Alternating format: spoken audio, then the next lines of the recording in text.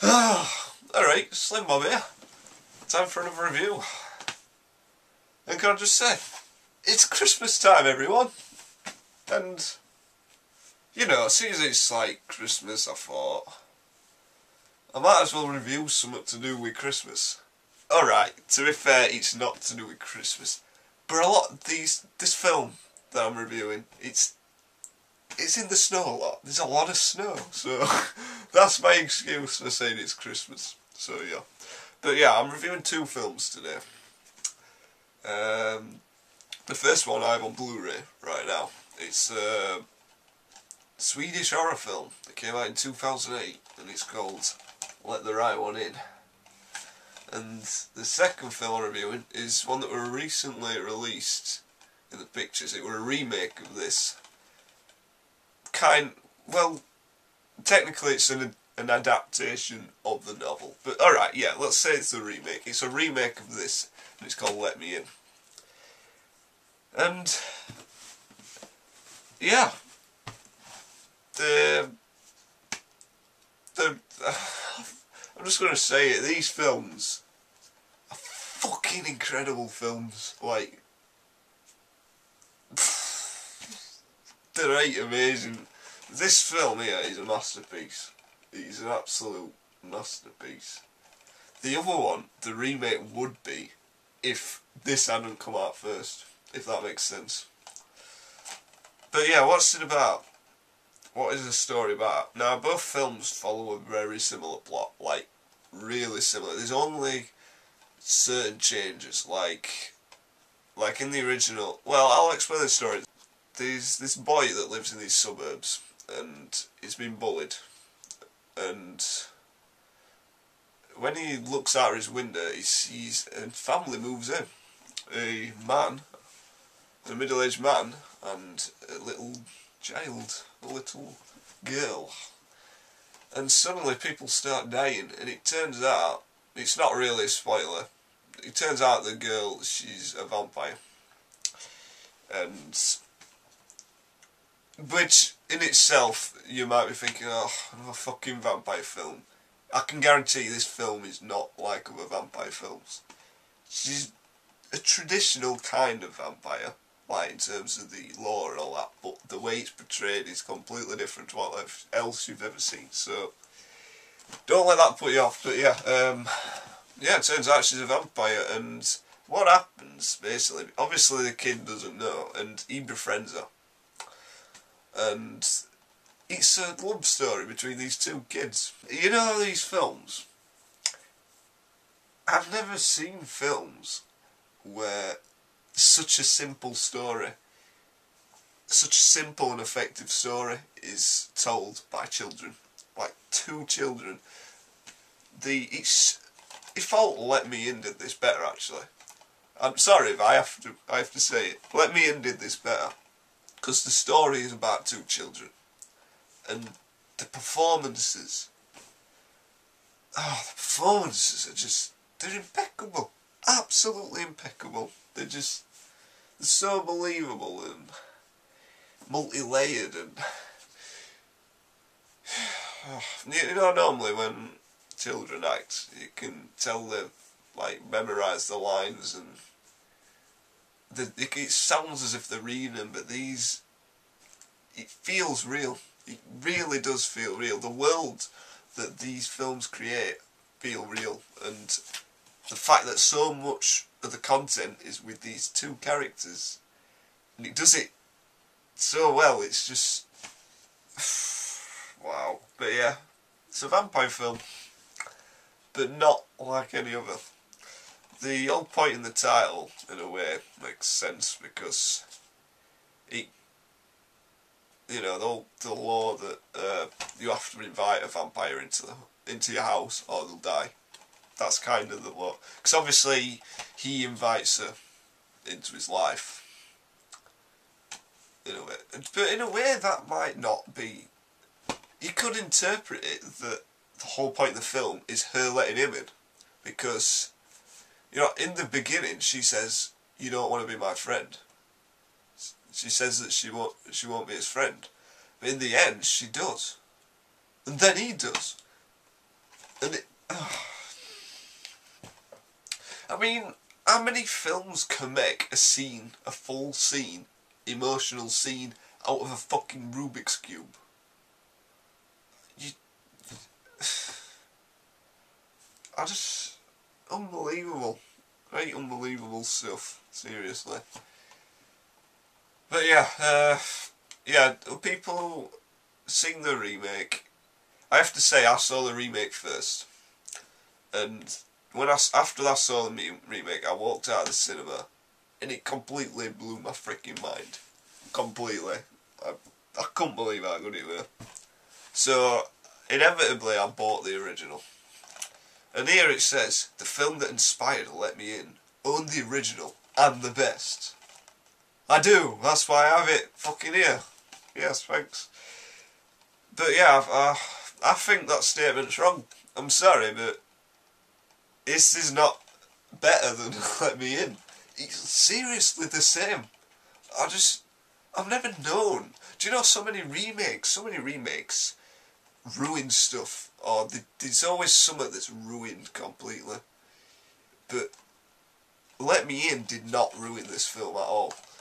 Of course, each version stuff's done better. Like, in this one, like, when Ellie kills people, Ellie's a little girl, when she kills people, there's a lot less CG. So, like, in Let Me In, the bit in the tunnel, for instance, where she kills that man in tunnel, where Abby kills that man in tunnel, she, like, blooming...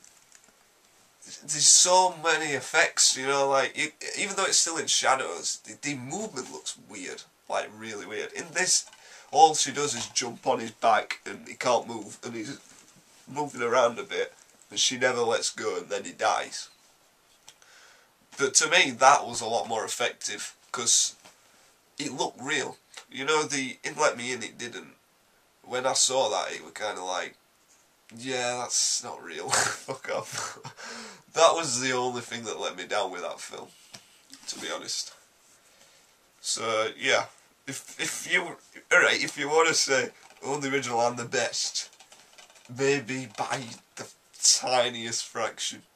But even then, seriously, I must say I enjoyed them both about the same. So yeah, obviously artistically, you could argue that Let the Right One In is superior, but I think that's because people are used to American cinema, because Let Me In was Americanised, and saying that it weren't, I walked out of cinema, I thought it were British. So yeah, you know what I mean, though, it's more Hollywood.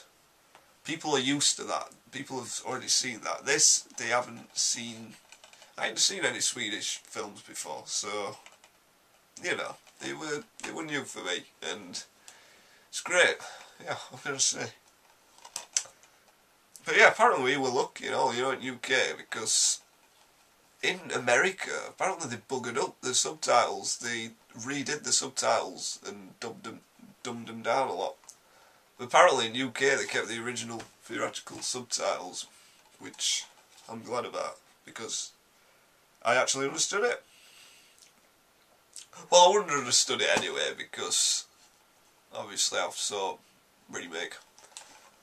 But yeah, there are some differences, like, yeah, obviously I've mentioned the CGI. There is quite a bit of CGI in this, actually, like, very subtle.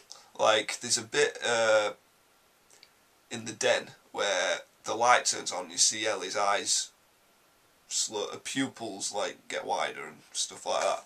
Like, with her eyes, there's some CGI there. Obviously with the face burning scene, stuff like that, there's CGI.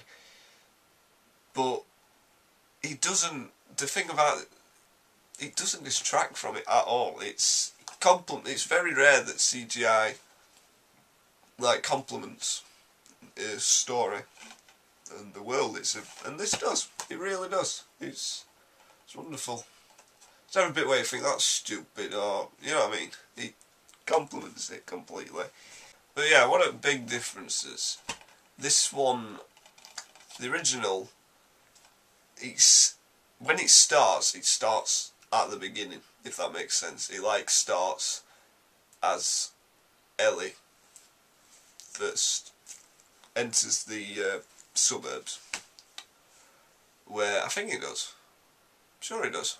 Yeah, it does. I know they do start different. The remake starts off in the hospital, where you see a bloke fall out of the hospital, like hospital window. And so then the rest of the film, well, not the rest, but most of the film goes to before then, like 2 weeks later or something, and goes up to that point. So, you know what I mean, you always have something to focus on. Whereas this one, don't it, just tells the story, like plainly, tells the story. And to be honest, I didn't really get that with Let Me In, the way it works, it understand. At first I was like, alright, whatever. People hate that, you know. People will hate the fact that they started at a different point, but somehow it works. People nitpicking are just bloody moaning sods, I've got to be honest.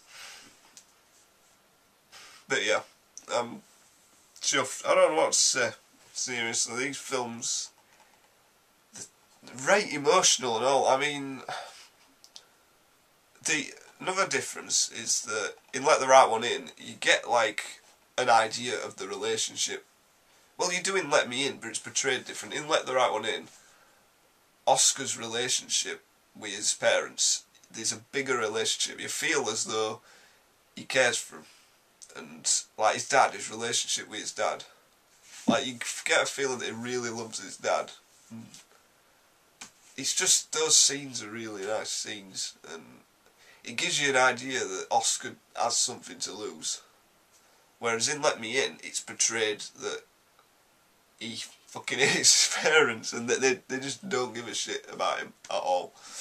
And some people might not like that, but to be honest, for the story, because Let Me In feels to me it was more emotional. Let Me In, I think it focused even more on the kids themselves, and if it had brought in the parents and the community, it would have distracted from that relationship.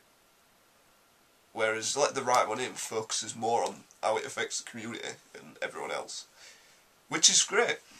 It tells the same story, but it's slightly different twist, and that's wonderful. That, so yeah, I love that. The fact that Let Me In, you're gonna get really confused.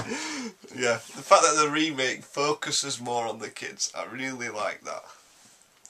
Yeah, and it's a bit of a spoiler, but right, in the original, it turns out, even though it's not confirmed, that Ellie was in fact a boy once.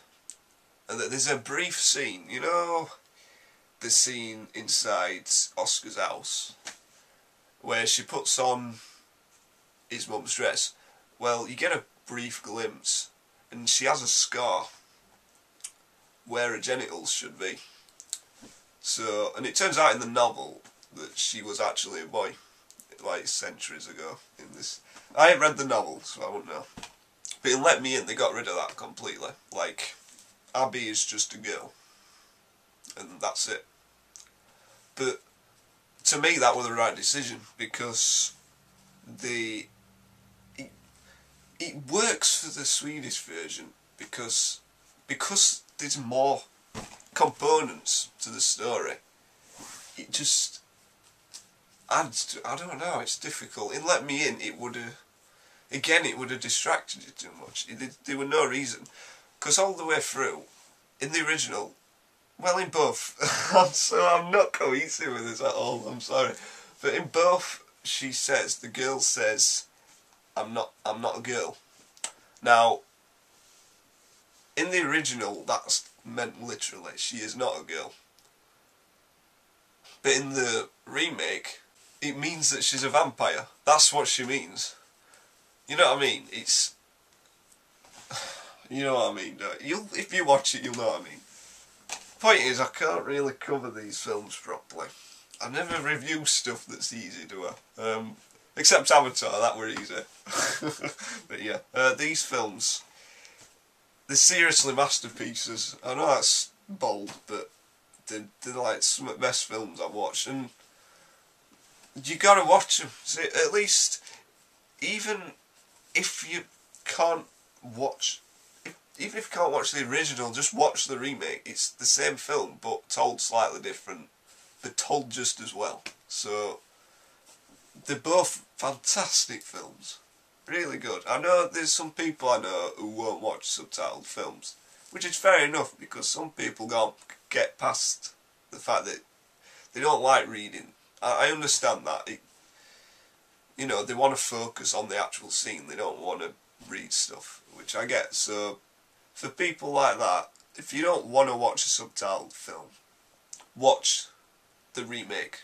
Definitely watch the remake when that comes out. It's a completely different experience to other horror films. It's not really an horror film. It's really a romance, but it's stuck in a horror setting, and that's what's so good. I mean, even the scenes, even the bullying scenes, it's so believable. And even though my experiences were not like that, I could see that happening, and it's scary to think of that.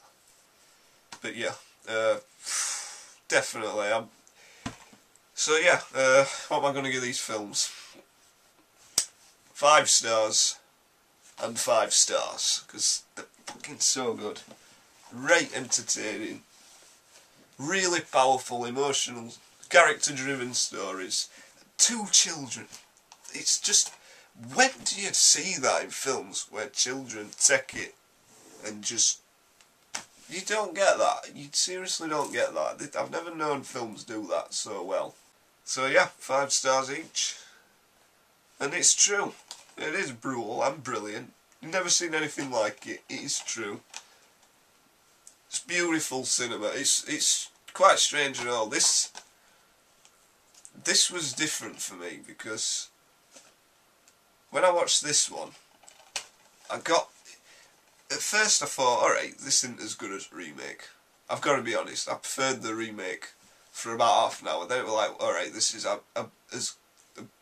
is getting better.